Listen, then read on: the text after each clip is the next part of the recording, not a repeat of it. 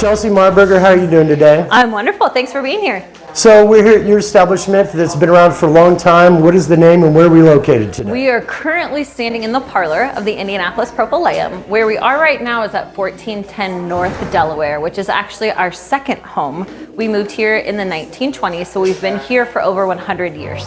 And you're also on the board for Pet Friendly Services, is that correct? I am. We're pulling double duty. So during the day, I'm the executive director of the Indianapolis Propylaeum, and afterwards, not only do I have 2 rescue pets of my own, but I also have the pleasure of serving on the board at Pet Friendly Services. So what do you love about Pet Friendly Services and what they do for the state?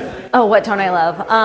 So as I said, I have 2 pets, Mia, who's a rescue from Animal Care and Control, and Stella, who's a kitten that was rescued from the Southside Animal Shelter. And what we're able to do at Pet Friendly Services is support kind of everyone in the ecosystem. So we can support homeowners or pet owners that aren't able to afford these services to be able to spay and neuter their pets.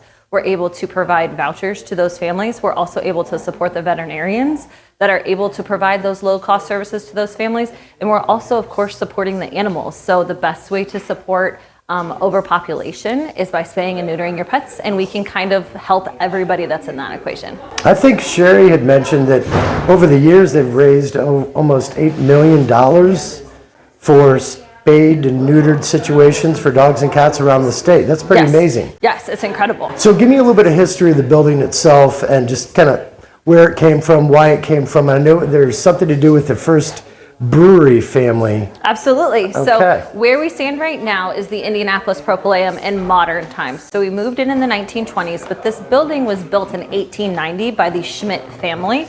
The Schmidt family were German brewers, as a lot of families in the Indianapolis area were during those times. A couple of different people owned it between the Schmidt family and the Indianapolis Propylaeum when we were actually located on North Street. So as you walk through the building today, what you'll see is event venue. We host tons of weddings, tons of nonprofit events like this one.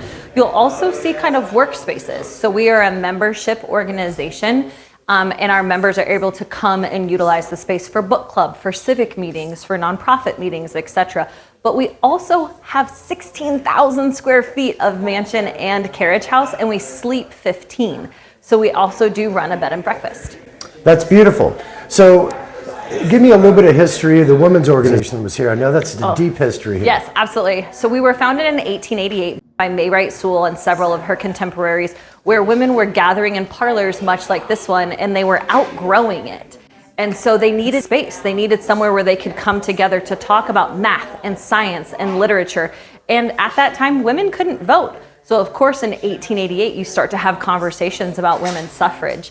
And in our original building, that's what it was. It was this large building on North Street where the groups were able to come together and meet on those topics. And it was for women by women. That building was built exclusively through fundraising and selling stock exclusively to women. Okay, well, I know we're going to have a great event here today, and there's going to probably be some dogs. I don't know about any cats. Oh, I hope so. I'm on the lookout for a yellow kitten. That's beautiful. Well, thank you for your service and for a beautiful venue. Thank you so much for being here.